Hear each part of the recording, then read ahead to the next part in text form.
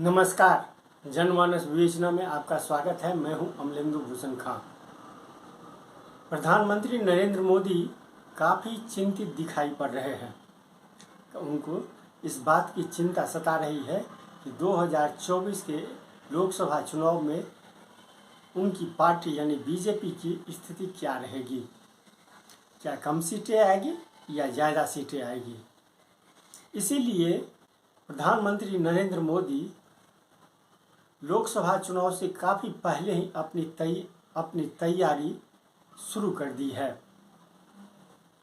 2024 के लोकसभा चुनाव से पहले 5 राज्यों राजस्थान, मध्य प्रदेश, छत्तीसगढ़, तेलंगाना और पूर्वोत्तर के एक राज्यों में विधानसभा चुनाव होने जा रहे हैं।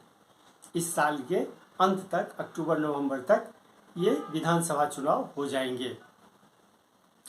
इन राज्यों के विधानसभा चुनाव के नतीजे काफ़ी हद तक लोकसभा चुनाव के नतीजों को प्रभावित करेंगे। इसलिए प्रधानमंत्री नरेंद्र मोदी की चिंता स्वाभाविक है। अगर कम सीटें आई तो सरकार नहीं बनेगी और ज़्यादा सीटें आई तो फिर नरेंद्र मोदी एक रिकॉर्ड कायम करने पाएंगे।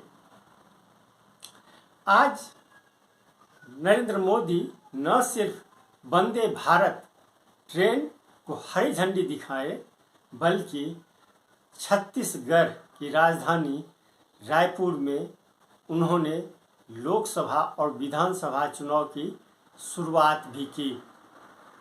विधानसभा चुनाव इस साल के अंत तक, छत्तीसगढ़ के विधानसभा चुनाव इस साल के अंत तक हो जाएंगे। विधानसभा चुनाव से पहले के दौरान वो अपनी रैली के दौरान कार्यकर्ताओं को संबोधित करते हुए नरेंद्र मोदी फिर पुराने भ्रष्टाचार के आरोप को लेकर के कांग्रेस को घेरने में जुट गए हैं।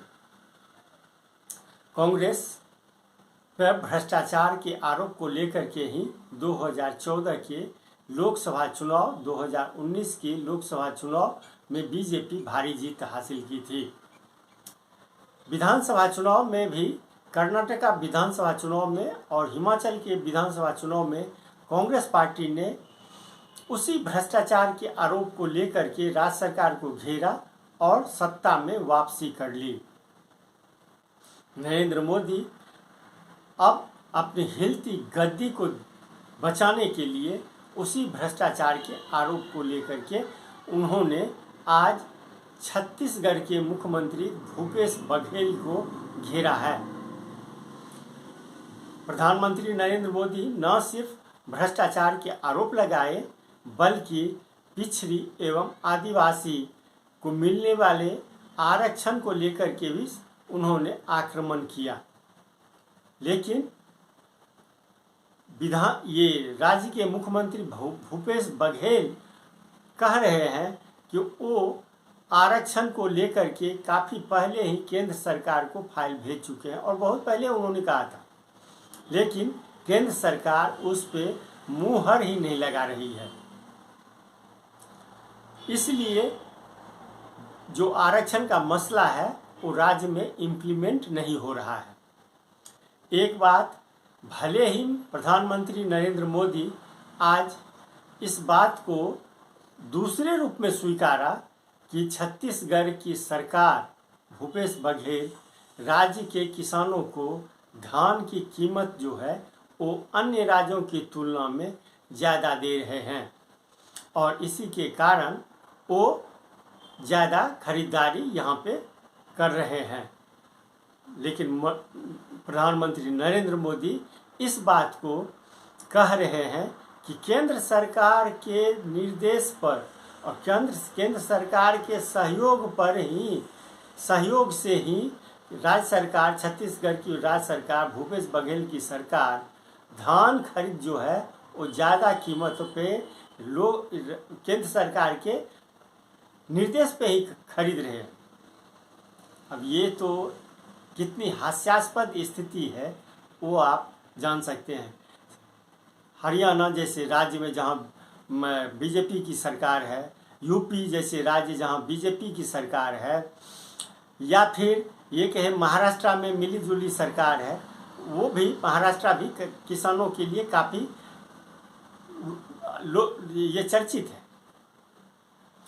पंजाब जैसे राज्य में किसानों को कितनी कीमतें धान की मिल रही है, चावल की मिल रही है, गेहूं की मिल रही है, ये आप जानते हैं कि किसान आंदोलन एक साल से ज़्यादा दिनों तक दिल्ली के बॉर्डर एरिया पे आंदोलन चला और केंद्र सरकार टस से मस नहीं हुई एमएसपी को लेकर के, और वो जो 3 काले कानून लाए थे उसको लेकर के जब किसानों का वो धरना प्रदर्शन जारी रहा 1 साल तक, 1 साल से ज़्यादा समय तक, तब केंद्र सरकार या नरेंद्र मोदी सरकार उन 3 काले कानून को वापस ली थी। लेकिन आज उल्टा ही वो राज्य सरकार को घेर रही है। कितनी हास्यास्पद स्थिति है, आप अंदाजा लगा सकते हैं। ओबीसी का अपमान तो भारतीय जनता पार्टी कर रही है, जातिगत जनगणना नहीं करा रही। लोग मांग कर रहे हैं पूरे प्रदेशों में नगरीय निकाय चुनाव नहीं हो रहे हैं क्योंकि ओबीसी जनगणना नहीं है। छत्तीसगढ़ में ओबीसी का मतलब आरक्षण के बिल हमने पास कर दिया, लागू नहीं होने दे रहे हैं, तो ओबीसी का अपमान कौन कर रहा है? और रमन सिंह जी जो राष्ट्रीय उपाध्यक्ष भारतीय जनता पार्टी को, मुझे छोटा आदमी कहते हैं, मुझे कभी चूहा, बिल्ली, कुत्ता इन शब्दों से संबोधित करते हैं। मैं तो पिछड़े वर्ग से आता हूँ, तो अपमान कौन कर रहा है? भारतीय जनता पार्टी, कांग्रेस? बैंक के रूप में उपयोग किया है। कांग्रेस ने जनजातीय समाज को हमेशा साधन और सुविधाओं से वंचित रखा। छत्तीसगढ़ में हमारे आदिवासी समाज के अनेक समुदाय अपने अधिकारों से वंचित थे। भाजपा सरकार ने ही उन्हें जनजातियों की सूची में शामिल कर उनका अधिकार दिलवाया है।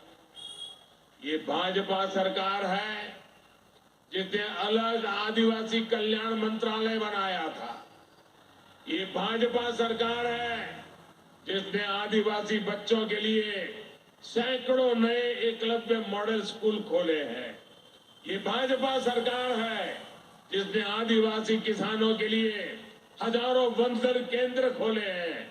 साथियों, ऐसे जिले जहां जाना मुश्किल है उन्हें दुर्गम बताकर, पिछड़ा बताकर कांग्रेस हाथ पर हाथ धरकर बैठ जाती है। यहां छत्तीसगढ़ में भी ऐसे कितने ही जिले हैं। भाजपा सरकार ने छत्तीसगढ़ में गरीबों के लिए 12 लाख घर बनाने की तैयारी की थी। जब तक यहां भाजपा सरकार रही तब तक तेजी से गरीबों के घर बने, लेकिन जैसे ही कांग्रेस सरकार आई घर बनाने की रफ्तार पर रोक लग गई। जब यहां भाजपा सरकार थी तो उसने हर साल यहां गरीबों के लिए 2 लाख से ज्यादा घर बनवाए। अब कांग्रेस सरकार यहां 1 साल में 1 लाख घर भी नहीं बनवा रही है और पैसे दिल्ली से भेजते हैं। आज यहां पीएम आवास योजना के लाखों घर वेट लिस्ट में हैं, इंतजार की सूची में पड़े हैं। आपके पड़ोसी राज्यों मध्य प्रदेश में गरीबों के लिए बन रहे हैं, महाराष्ट्र में गरीबों के लिए घर बन रहे हैं, लेकिन छत्तीसगढ़ के गरीबों के लाखों घरों को यहां कांग्रेस ने रोक करके रखा है। भाजपा ने यहां गरीबों को पक्की छत के लिए मोर आवास, मोर अधिकार का आंदोलन किया है।